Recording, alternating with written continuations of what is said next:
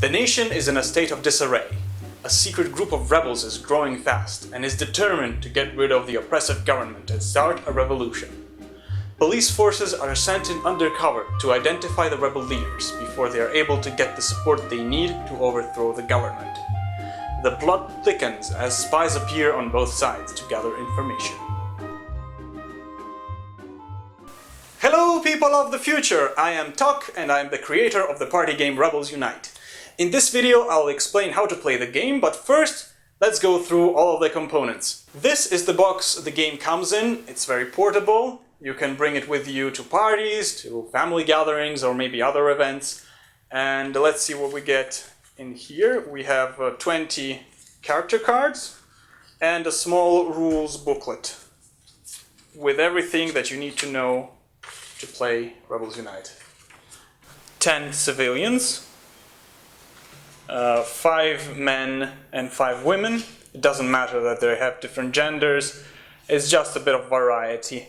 We have 4 rebel leaders, again 2 men and 2 women, 4 police officers and 2 spies. Rebels Unite is a party game for 8 to 20 players, in which you play as a rebel leader, a police officer, a civilian or a spy. The goal of the police officers is to arrest the rebel leaders. The civilians try to help them in this task unless they are turned into rebels themselves. The rebel leaders have to turn as many civilians into rebels as possible without getting caught, and with their help start a revolution. Spies can play on either side of this conflict. The game ends either with a revolution or if all rebel leaders have been arrested. Before you start playing Rebels Unite, you need to construct the right deck you'll use based on the number of players in the game. There's a chart at the end of the rule booklet which will tell you how many of each character you'll need for any number of players you have. At the beginning of the game, this deck is shuffled and each player is dealt a card from it. That card will represent the character they're going to play as. So police officer, rebel leader, civilian or spy.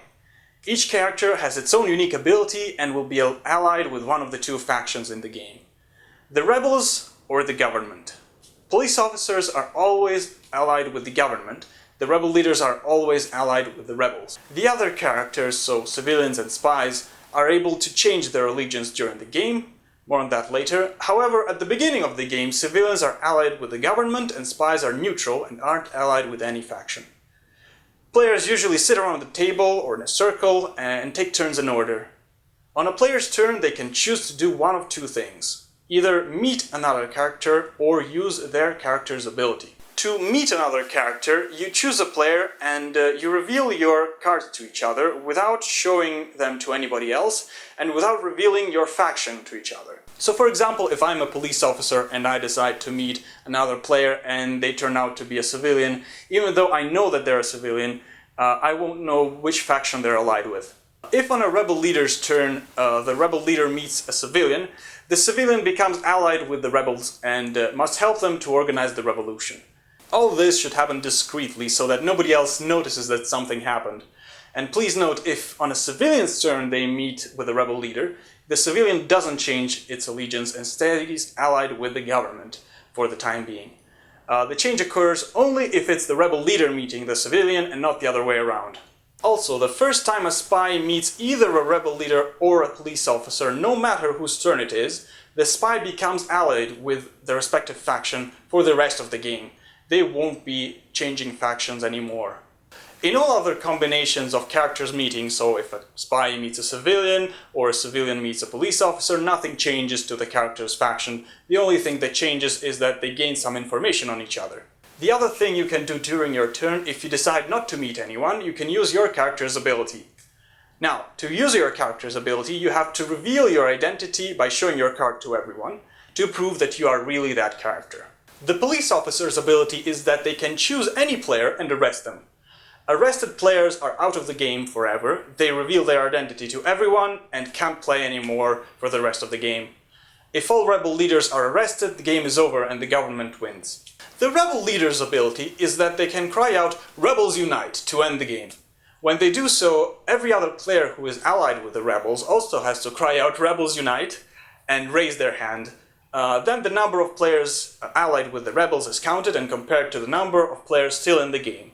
If there are more players allied with the rebels than not, the revolution is successful and the rebels win the game. If there's the same number or fewer, the revolution is unsuccessful and the government wins the game.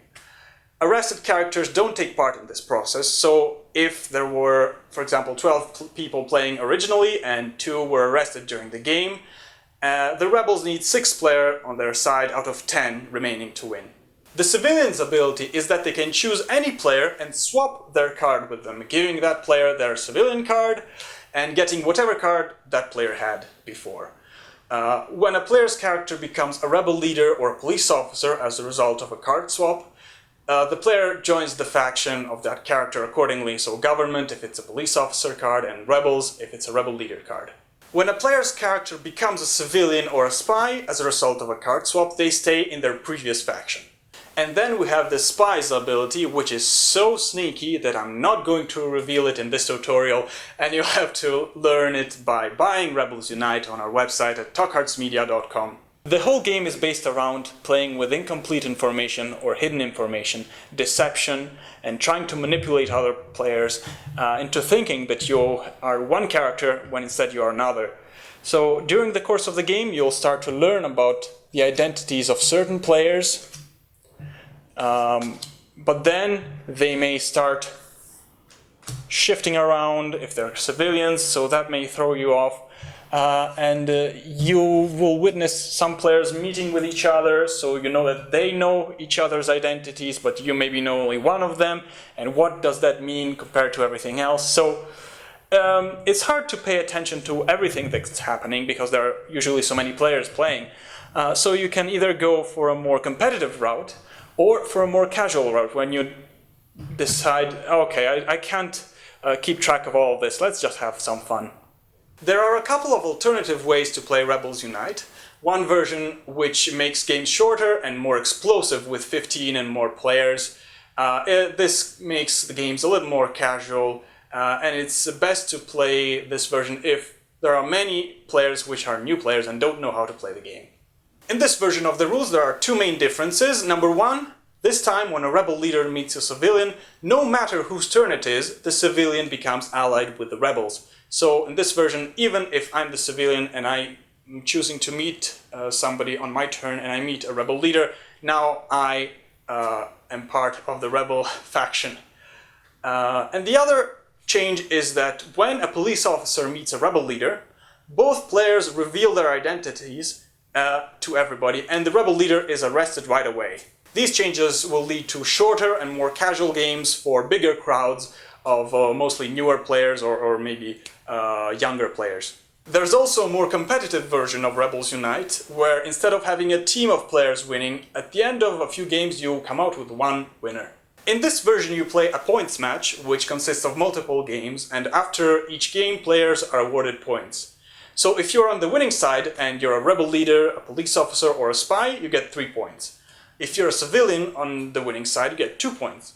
If you're on the losing side and you're a civilian, you get 1 point. And if you are anybody else, on the losing side you get 0 points. And if you're an arrested person, by the end of the game, also you don't get any points. So at the end of each game, each player's points are counted and added to their previous total. And you continue playing games until one player reaches 10 points, or you can play up to 20 if you really want a big, long tournament. You can buy Rebels Unite at our website at talkhardsmedia.com, and if you register and become a member of the website, you'll get your copy signed by me. So make sure to do that. So that's it, I guess, and I'll see you next time. Keep it up.